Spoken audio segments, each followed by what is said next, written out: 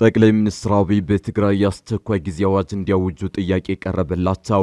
የቀድሞ ህወሓት ከፍተኛ አመራር ትግራይ የጦርነት አውድማ ልትሆን ነው ሲሉ አስጠንቅቀው ማዕከላዊ መንግስቱ በአፋጣኝ አስቸኳይ አዋጅ ማወጅ አለበት ብለዋል። ትግራይ ሻዕቢያ የሚራኮትባት ሆናለች ያሉም ሲሆን ሻዕቢያ ጓዙን ጠቅልሎና ኢትዮጵያን ድንበር ጥሶ በመላ ትግራይ ገብቷል ሲሉም ተደምጠዋል። አብይ በክልሉ የአስቸኳይ ጊዜ አዋጅ እንዲያውጁ የተጠየቁት ደብረ ጽዮን በቴክኖሎጂ ሊያጠፉን ነው ባሉ ማግስት ነው። እንመለስበታለን። ባህር ዳር ዙሪያው ትንቅንቅ ሲቀጥል ደብረ ታቦር ውጊያ ቢቆምም ውጥረቱ መቀጠሉ ታውቋል። ቢቢሲ በደብረ ታቦር ባለፉት ቀናት ምን ያህል የድሮን ጥቃቶች እንደተፈጸሙና ኢላማቸው ምን እንደነበር ዝርዝር መረጃን አውጥቷል። እንመለስበታለን። ሻዕቢያ ኢትዮጵያ የሚለውን ስሟን ካገኘች ገና 150 ዓመቷ ነው ሲል አጣጣለ። የኤርትራው አገዛዝ ኢትዮጵያ የሚለውን ስም ከቅኝ ግዛት ለመሸሽ ሲባል የመጣ አዲስና በዲፕሎማሲ ምክንያት የተገኘ ነው ሲል አዲስ ትርክት ይዞ መጥቷል። እናስደምጣቸዋለን። ፕሬዝዳንቱ ኢትዮጵያን ባሽሙር ሸነቆጡ። የሶማሊያው ፕሬዝዳንት ሐሰን ሼክ መሐመድ ስማቸውን ያልጠቀሷቸው ጎረቤት ሀገራት እስራኤል ለሶማሌላንድ የሰጠችውን የሀገርነት እውቅና ይደግፋሉ ሲሉ መክሰሳቸው ተሰማ። ፕሬዝዳንቱ በይፋ ኢትዮጵያን ጠቅሰው ባይናገሩም መልእክቱ ግን ለኢትዮጵያ እንደሆነ ግልጽ ነው። እንመለስበታለን። አክብሮታዊ ሰላምታችን በያላችሁበት የዓለም ዳርቻ የረሳችሁ የተወደዳችሁ አንድ አፍታ ሚዲያ ቤተሰቦች ከአንድ አፍታ ለአሁኑ መደመጥ አለባቸው ያልናቸውን ዜናዎች ወደ እናንተ የምናደርስበት ሰዓት ላይ ተገኝተናል። አብራችሁን ትቆዩ ዘንድ ግብዣችን ነው።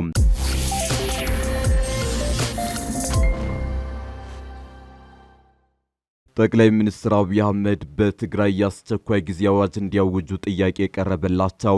የቀድሞ ህወሓት ከፍተኛ አመራር ትግራይ የጦርነት አውድማ ልትሆን ነው ሲሉ አስጠንቅቀው ማዕከላዊ መንግስቱ በአፋጣኝ አስቸኳይ አዋጅ ማወጅ አለበት ብለዋል።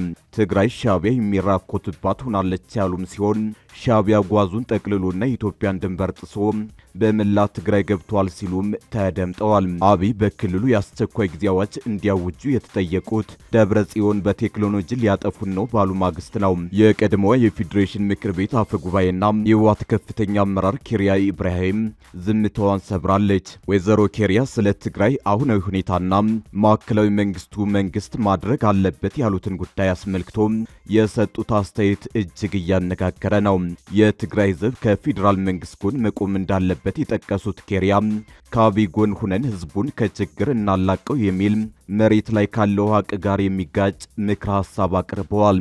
ከውግሃታ ጋር ባደረጉት በዚህ ቃለ መጠይቅ ይህን ምክረ ሐሳብ ጠንከር በማድረግ ፌዴራል መንግስት ጎን ከመቆም ውጪ ሌላ አማራጭ የለንም ሲሉ ተናግረዋል። የፌዴራሉ መንግስት ሊመልሳቸው የሚችላቸውን ጥያቄዎች ሊመልስ የሚችለው ከጎኑ በመቆም እንጂ በመቃወም መሆን የለበትም ብያምናለሁ የሚሉት ፖለቲከኛዋ የትግራይ ህዝብ ሀገሩን የመውጋት ጥቁር ታሪክ የለውም ብለዋል። የህወሓትን ቡድን በተለያዩ ምክንያቶች ህዝቡን ለጦርነት ለማነሳሳት እየሞከረ ነው።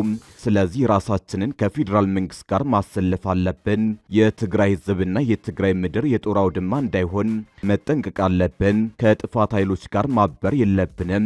ትግራይ የጦር አውድማ መሆን የለባትም።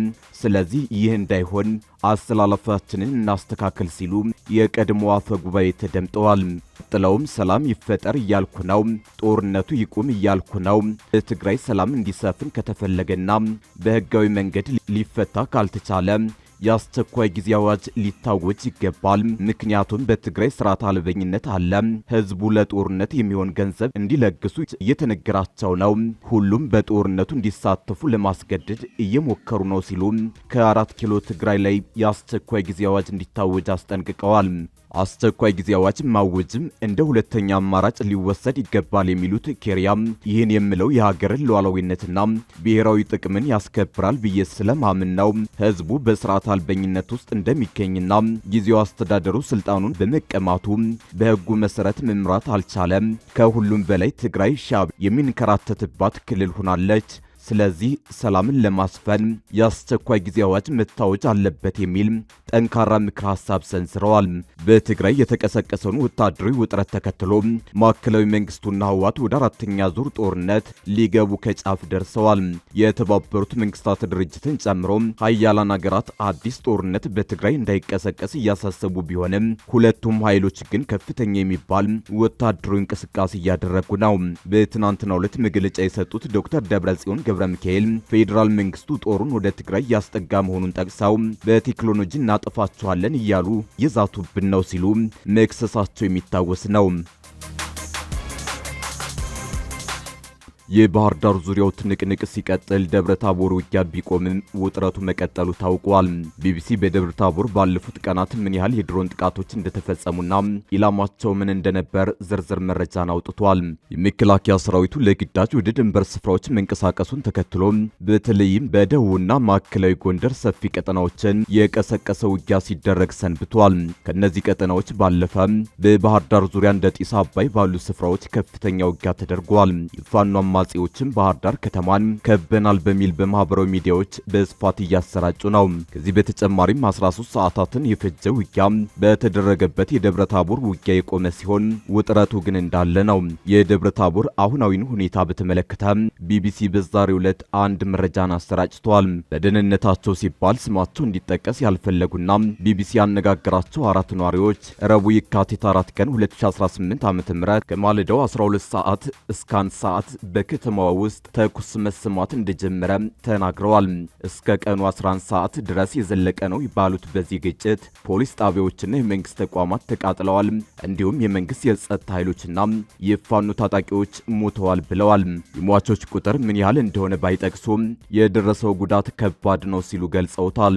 ሌላ ነዋሪም የፋርጣ ወረዳ ፖሊስ ጽህፈት ቤት ሙሉ በሙሉ ወድሟል። ኤሳ አለማዩ የሚባል አካባቢ የሚገኝ የከተማው ፖሊስ ጣቢያና የዞኑ ፖሊስ መምሪያ እንዲሁም ማህበራት የሚባል መስሪያ ቤት ተቃጥለዋል ብለዋል።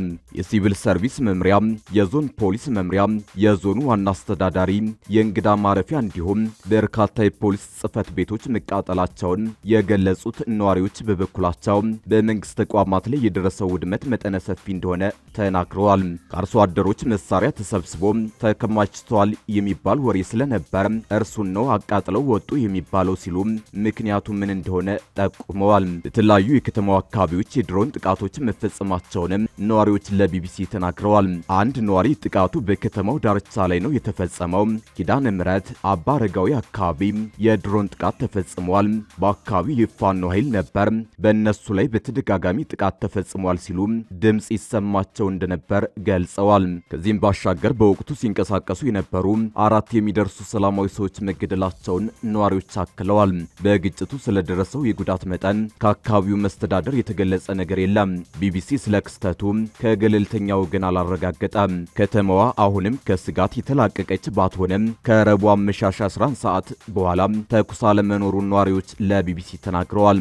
የመከላከያ ሰራዊት ወደ ከተማዋ እያመራ እንደሆነ ከተሰማ በኋላ ታጣቂዎቹ ከከተማዋ መውጣታቸውን ነዋሪዎች ገልጸዋል። እንደ ነዋሪዎቹ ከሆነ ከተማዋ አሁን ላይ በመንግስት የጸጥታ ኃይሎች ቁጥጥር ስር ትገኛለች። በግጭቱ ህይወታቸው ያለፈ የጸጥታ ኃይሎች የቀብር ስነ ስርዓት ሐሙስ ላይ ይሰማ ከነበረ የተኩስ ድምጽ ባለፈ ምንም አይነት የመሳሪያ ድምጽ እንዳልነበር ነዋሪዎች ገልጸዋል።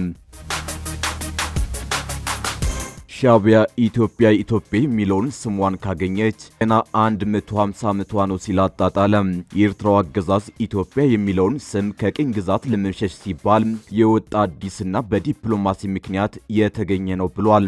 ለ60 ዓመታት በጸረ ኢትዮጵያ እንቅስቃሴዎቹ የሚታወቀው የሻዕቢያው አገዛዝ በተለያዩ ዘመናት ኢትዮጵያና ኢትዮጵያዊነትን በማጣጣል ሀገራዊ አንድነትን ለማፍረስ በመንቀሳቀስና በመዝመት እንደዚሁም በማዝመት ይታወቃል። ዛሬ ደግሞ የሻዕቢያ ልሳን በሆነው ሀዳስ ኤርትራ በኩል ባሰራጨው ሀተታ ኢትዮጵያ የሚለውን ስም በዲፕሎማሲ ምክንያት የመጣና በፊትም ያልነበረ እንዲህ ያለው ስያሜም 150 ዓመት ያልሞላው መሆኑን በመጥቀስ ሀገራዊ ሴትን ብቻ ሳይሆን የኢትዮጵያን ስምም አጣጥሏል። ኢትዮጵያ የሚለውን ስም አውሮፓውያን ወደ አፍሪካ ከመምጣታቸው በፊት መላ ጥቁር አፍሪካውያንን ለመጥራት ይጠቀሙበት የነበረ የጋራ ስም እንጂ ለአንድ የተወሰነ ሀገር የተሰጠ አልነበረም የሚለው ሻዕቢያ አቢሲኒያ ወይም ሀበሻ የሚለው ስም ለዘመናት የሀገሪቱ መታወቂያ ሆኖ ቆይቷል በማለት ኢትዮጵያ የሚለው መጠሪያ ለአሁኑ ኢትዮጵያ ለሚበዛባት የጥቁሮች ሁሉ ስም ነበር ሲል ገልጧል። ከ150 ዓመታት በፊት በ19ኛው ክፍለ ዘመን አጋማሽና በ20ኛው ክፍለ ዘመን መጀመሪያ የአውሮፓ ኃያላን አፍሪካን ለመቀራመት ሲነሱ በወቅቱ የነበሩት የአቢሲኒያ መሪዎች ሀገሪቱ ከጥንታዊቷና መጽሐፍ ቅዱሳዊቷ ጋር ያላትን ቀጥተኛ ቁርኝት ለማሳየት ኢትዮጵያ የሚለውን ስም በይፋ መጠቀም ጀመሩ በማለትም በዲፕሎማሲያዊ ጫና ምክንያት የማይመጥናትን ስም ለራሷ ወስዳለች እያለም ይተርታል። አቢሲኒያ የሚለው ስም ኢትዮጵያ ተብሎ እንዲቀየር የተደረገው በወቅቱ የነበረውን የታሪክ ትርክት ለመቀየር ታስቦ እንደሆነ የሚገልጸው የሻዕቢያው ልሳን አቢሲኒያ የሚለው ስያሜ የተወሰነ ብሔረሰቦችን የሚወክል ነበር። ሁሉንም የሚያቅፍ ስም በመፈለጋቸው ኢትዮጵያ የሚለውን መጠሪያ መረጡ ይላል። ይህም ሀገሪቱ ከጎረቤት ሀገራት ጋር በነበራት ግንኙነትና በድንበር ጉዳዮች ላይ የተሻለ የሞራል የበላይነት እንዲኖራት ረድቷታል በማለትም ኢትዮጵያ የሚለው ስም የሀገሪቱ መለያ ስም እንዲሆን የተደረገው ጥረት በመጨረሻ በዓለም አቀፍ ደረጃ ተቀባይነት አግኝቶ አቢሲኒያ የሚለው ስም ቀስ በቀስ እንዲረሳ ሆኗል ብሏል። የኢትዮጵያን እሴቶች በማንቋሸሽ የኢትዮጵያን ሀብት በመዝረፍ ኢትዮጵያን በመውረርና እርስ በርስ በማዋጋት ለዘመናት የኖረው ሻዕቢያ አሁን ደግሞ መላው ጥቁር ሲጠራበት የነበረን ስም ወስዳ ኢትዮጵያ ተባለች እያለ ነው። የ33 ዓመት ዕድሜ ያላትን ወጣትና ትንሽ ሀገር የሚመራው ሻዕቢያ ጥንታዊቷን ኢትዮጵያን ሲያጣጥል ይህ የመጀመሪያው አይደለም። ከዚህ በፊትም ፕሬዝዳንት ኢሳያስ በሰጡት ቃለ ምልልስ የ3000 ዓመት ታሪክ አለን የሚሉት ተረት ነው ማለታቸው አይዘነጋም። ፕሬዝዳንቱ ኢትዮጵያን ባሽሙር ሸነቆጡ። የሶማሊያው ፕሬዝዳንት ሐሰን ሼክ መሐመድ ስማቸውን ያልጠቀሷቸው ጎረቤት ሀገራት እስራኤል ለሶማሊላንድ የሰጠችውን የሀገርነት እውቅና ይደግፋሉ ሲሉ መክሰሳቸው ተሰማ። ፕሬዝዳንቱ በይፋ ኢትዮጵያን ጠቅሰው ባይናገሩም መልእክቱ ግን ለኢትዮጵያ እንደሆነ ግልጽ ነው። ፕሬዝዳንቱ ለንደን ውስጥ ለሚታተመው አሽራቅ አል አውሳጥ ለተባለ የአረበኛ ጋዜጣ በሰጡት ቃለ ምልልስ ላይ አገራቱ እስራኤል ለሶማሊላንድ የሰጠችውን እውቅና ለራሳቸው ጥቅም ሊያውሉት ይፈልጋሉ ሲሉ በመክሰስ ተችተዋል። ፕሬዝዳንት ሐሰን ሼክ መሐመድ ለዚህ ክሳቸው የትኛውንም ሀገር በስም ያልጠቀሱ ሲሆን አንዳንድ የቀጠናው ሀገራት ይህንን አጋጣሚ የሶማሊያን አንድነትና የቀጠናውን መረጋጋት ላደጋ አጋልጠው ጠባብና የአጭር ጊዜ ጥቅማቸውን ለማሳካት ይፈልጋሉ ብለዋል። ለዚህ ክሳቸው የትኛውንም ሀገር በስም መጥቀስ አልፈልግም ያሉት ፕሬዝዳንቱ ነገር ግን ይህንን እውቅና አንዳንዶች ውስን ጥቅም ማግኘት የሚያስችላቸው አድርገው ሊመለከቱት ይችላሉ በማለት ተናግረዋል። እስራኤል ባለፈው ታህሳስ ወር ሶማሊያ የግዛቱ አካል አድርጋ ለምትቆጥራትና የራሷን ነጻ ሀገር ላወጀችው ሶማሌላንድ እውቅና ከሰጠች በኋላ ሶማሊያን በመደገፍ በርካታ ሀገራትና ተቋማት ተቃውሟቸውን ገልጸዋል። ነገር ግን የሶማሊያ ጎረቤት ከሆኑት ሀገራት መካከል እስካሁን በይፋ ተቃውሟቸውን ወይንም ድጋፋቸውን ያልገለጹት ኢትዮጵያና ኬንያ ናቸው።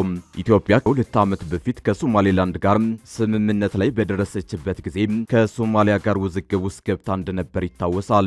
የሶማሊያው ፕሬዝዳንት የሀገራቸው የግዛት አንድነት ሊታለፍ የማይገባው ቀይ መስመር ነው በማለት አስጠንቅቀው መንግስታቸው የሶማሊያን ሉዓላዊነት ለማስጠበቅ የተለያዩ ፖሊሲዎችን እየተጠቀመ ነው ብለዋል። ሶማሌላንድ ከ3 አስርት ዓመታት በላይ የራሷን መንግስት መስርታ በነጻ ሀገር ብትቆይም በቅርቡ የሀገርነት እውቅና ከሰጠቻት እስራኤል ውጪ ከየትኛውም ሀገር እውቅናን አላገኘችም።